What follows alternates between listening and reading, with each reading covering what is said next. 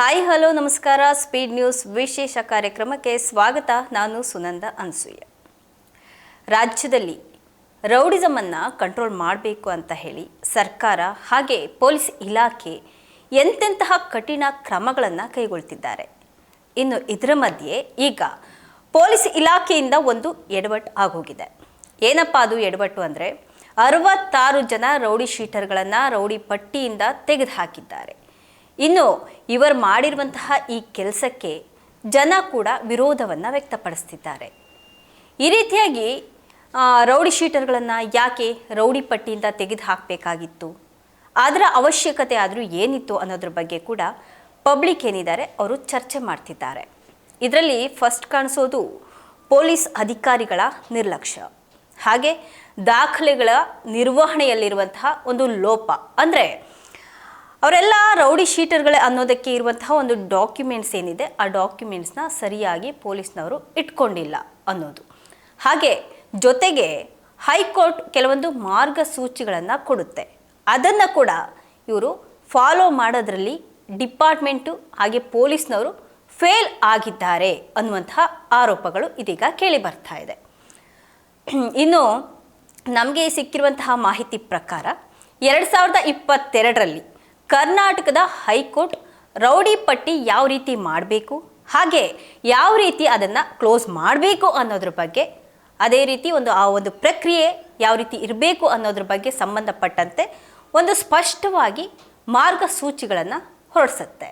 ಅಂದರೆ ರೌಡಿ ಶೀಟರ್ಗಳ ವಿರುದ್ಧದ ಚಟುವಟಿಕೆಗಳು, ಅವರ ಒಂದು ಅಪರಾಧದ ಹಿನ್ನೆಲೆ ಏನಿರುತ್ತೆ, ಅಂದರೆ ಅವರು ಅಪರಾಧಗಳನ್ನು ಯಾವ ರೀತಿ ಮಾಡ್ತಾ ಇದ್ರು, ಉದ್ದೇಶವನ್ನು ಇಟ್ಕೊಂಡು ಅಪರಾಧಗಳನ್ನು ಮಾಡ್ತಾ ಇದ್ರಾ, ಅಥವಾ ಅಕಸ್ಮಾತ್ ಆಕ್ಸಿಡೆಂಟಲಿ ಅಪರಾಧಗಳನ್ನು ಮಾಡಿಬಿಟ್ರಾ, ಅಂದರೆ ಬೇಡ ಅವ್ರಿಗೆ ಗೊತ್ತಿರಲ್ಲ, ಅಕಸ್ಮಾತಾಗಿ ಕೆಲವೊಂದು ಅಪರಾಧಗಳು ನಡೆದು ಹೋಗುತ್ತೆ ಕೆಲವೊಬ್ಬರು ಲೈಫಲ್ಲಿ, ಆ ರೀತಿಯಾಗಿ ಅಪರಾಧಗಳನ್ನು ಮಾಡಿಕೊಂಡ್ರಾ, ಹಾಗೆ ಅವರ ಒಂದು ಇತ್ತೀಚಿನ ವರ್ತನೆ ಹೇಗಿದೆ, ರೌಡಿಗಳ ವರ್ತನೆ ಹೇಗಿರುತ್ತೆ ಅನ್ನೋದನ್ನೆಲ್ಲ ಸೇರಿಕೊಂಡು ಒಂದು ಹಲವಾರು ಅಂಶಗಳನ್ನು ರೆಕಾರ್ಡ್ ಮಾಡುವಂತಹ ಮೂಲಕ ಪೊಲೀಸ್ನವರು ಕ್ಲಾರಿಫಿಕೇಷನ್ನ ಕೊಡಬೇಕು ಅಂತ ಹೇಳಿ ಹೈಕೋರ್ಟು ಹೇಳಿರುತ್ತೆ.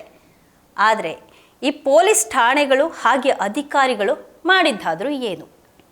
ಹೈಕೋರ್ಟ್ ಕೊಟ್ಟಂತಹ ಮಾರ್ಗಸೂಚಿಗಳನ್ನು ಕರೆಕ್ಟಾಗಿ ಫಾಲೋ ಮಾಡದೆ ಈ ರೀತಿಯಾದಂತಹ ಒಂದು ಬೇಜವಾಬ್ದಾರಿ ಕೆಲಸವನ್ನು ಮಾಡಿರೋದು ನಮ್ಮ ಕಾನೂನಿನ ಫೇಲ್ಯೂರನ್ನು ಎತ್ತಿ ತೋರಿಸ್ತಾ ಇದೆ.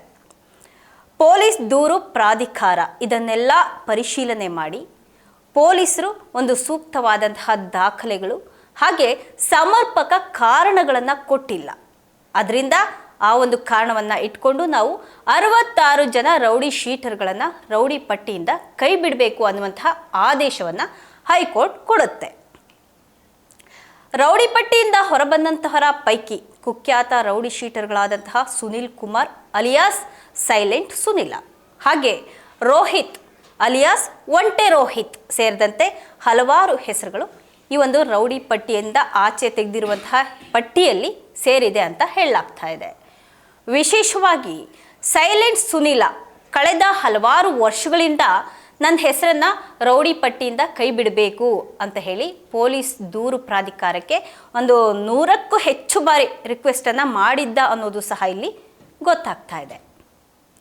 ಅವನು ಮಾಡಿರುವಂತಹ ಮನವಿಯನ್ನು ಸಹ ಇಲ್ಲಿ ಪರಿಶೀಲನೆ ಮಾಡಿ ಪ್ರಾಧಿಕಾರ ಏನಿದೆ ಮೇ 19ರಂದು ನಡೆದಂತಹ ಒಂದು ಸಭೆಯಲ್ಲಿ ಅಮೃತಹಳ್ಳಿ ಪೊಲೀಸ್ ಠಾಣೆಯ ರೌಡಿ ಪಟ್ಟಿಯಿಂದ ಸೈಲೆಂಟ್ ಸುನೀಲನ ಹೆಸರನ್ನು ಕೂಡ ಕೈ ಬಿಡುವಂತೆ ಆದೇಶವನ್ನು ಕೊಟ್ಟಿದೆ ಅಂತ ಇಲ್ಲಿ ಗೊತ್ತಾಗ್ತಾ ಇದೆ. ಇನ್ನು ಈ ಬೆಳವಣಿಗೆ ಏನಿದೆ ಅದು ಪೊಲೀಸ್ ಇಲಾಖೆಯ ಒಂದು ಕಾರ್ಯವೈಖರಿ ಬಗ್ಗೆ ಪ್ರಶ್ನೆಗಳನ್ನು ಹುಟ್ಟುಹಾಕ್ತಾ ಇದೆ. ಒಂದು ಕಡೆ ರಾಜ್ಯ ಸರ್ಕಾರ ರೌಡಿಸಮನ್ನು ಮಟ್ಟ ಹಾಕಬೇಕು ಅಂತ ಹೇಳಿ ವಿಶೇಷವಾದಂತಹ ಕಾರ್ಯಾಚರಣೆಯನ್ನು ನಡೆಸ್ತಾ ಇದ್ರೆ, ಮುಖ್ಯಮಂತ್ರಿ ಡಿ.ಕೆ. ಶಿವಕುಮಾರ್ ಅವರು ಅಧಿಕಾರವನ್ನು ವಹಿಸಿಕೊಂಡಾದ್ಮೇಲೆ ರಾಜ್ಯಾದ್ಯಂತ ರೌಡಿಗಳ ವಿರುದ್ಧ ಒಂದು ಕಠಿಣವಾದಂತಹ ಕ್ರಮಗಳನ್ನು ಕೈಗೊಳ್ಳುವಂತೆ ಸೂಚನೆಯನ್ನು ಕೊಟ್ಟಿದ್ರು. ತಾಲೂಕು ಹಾಗೆ ಪೊಲೀಸ್ ಠಾಣೆ ಮಟ್ಟದಲ್ಲಿಯೂ ಸಹ ರೌಡಿ ನಿಗ್ರಹ ಪಡೆಗಳನ್ನು ರಚನೆ ಮಾಡುವಂತೆ ಕೂಡ ಒಂದು ನಿರ್ದೇಶನ ಏನಿರುತ್ತೆ ಅದನ್ನು ಸಹ ಕೊಟ್ಟಿದ್ರು. ಇನ್ನು ಇದಕ್ಕೂ ಮುಂಚೆ ವಾರದ ಹಿಂದೆ ಅಷ್ಟೇ ಹೊಸ ಗೃಹ ಸಚಿವ ಪ್ರಿಯಾಂಕ್ ಖರ್ಗೆ ಅವರೊಂದಿಗೆ ಹಿರಿಯ ಪೊಲೀಸ್ ಅಧಿಕಾರಿಗಳು ಮಹತ್ವವಾದಂತಹ ಸಭೆ ಕೂಡ ನಡೆಸಿದ್ರು. ಆದರೆ ಆ ಸಭೆ ಆದಂತಹ ಬೆನ್ನಲ್ಲೇ 66 ಮಂದಿ ರೌಡಿ ಶೀಟರ್ಗಳು ರೌಡಿ ಪಟ್ಟಿಯಿಂದ ಹೊರಬಂದಿರೋದು ಮಾತ್ರ ಕೆಲವೊಂದು ಅನುಮಾನಗಳಿಗೆ ಕಾರಣ ಆಗ್ತಾ ಇದೆ. ಈ ಕುರಿತಾಗಿ ಗೃಹ ಸಚಿವರಿಗೆ ಸಂಪೂರ್ಣ ಮಾಹಿತಿ ಕೊಟ್ಟಿದ್ದಾರಾ ಅಥವಾ ಕೊಟ್ಟಿಲ್ವಾ ಅದು ಸಹ ಗೊತ್ತಿಲ್ಲ. ಅಥವಾ ಇಲಾಖೆಯ ಕೆಲ ಹಿರಿಯ ಅಧಿಕಾರಿಗಳು ಈ ಮಹತ್ವದ ಬೆಳವಣಿಗೆಯನ್ನು ಮುಚ್ಚಿಟ್ಟಿದ್ದಾರಾ ಅನ್ನುವಂಥ ಪ್ರಶ್ನೆಗಳು ಸಹ ಪಬ್ಲಿಕ್ಕಲ್ಲಿ ಕೇಳಿ ಬರ್ತಾ ಇದೆ. ಇನ್ನೊಂದು ಕಡೆ ಪೊಲೀಸ್ ದೂರು ಪ್ರಾಧಿಕಾರದ ಈ ಆದೇಶ ಏನಿದೆ, ಇದರಿಂದ ರೌಡಿ ಶೀಟರ್ಗಳಿಗೆ ಒಂದು ದೊಡ್ಡ ಮಟ್ಟದ ರಿಲೀಫ್ ಸಿಕ್ಕಂತೆ ಆಗಿದೆ.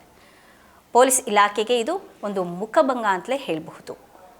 ಇದೀಗ ಈ ಪ್ರಕರಣಕ್ಕೆ ಸಂಬಂಧಪಟ್ಟಂತೆ ಸರ್ಕಾರ ಏನಿದೆ ಹಾಗೆ ಪೊಲೀಸ್ ಇಲಾಖೆ ಇದರಿಂದ ಯಾವ ರೀತಿಯಾದಂತಹ ಸ್ಪಷ್ಟನೆ ಬರುತ್ತೋ ಗೊತ್ತಿಲ್ಲ.